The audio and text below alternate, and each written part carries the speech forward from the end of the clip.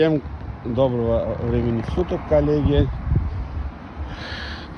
Вот, взял временно машину у постоянного клиента, кого катаю. У меня машина спустя 2 месяца опять коробка слетела. Салам алейкум сделала. Машина очень хорошая, 20 тысяч пробег, но в основном машина стоит во дворе. Я его так на самомойке помыл.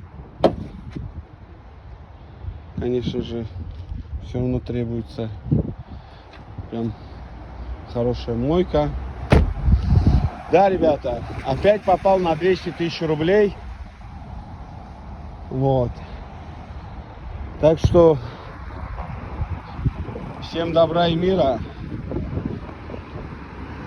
Всем хорошего настроения. Погода испортилась, как всегда.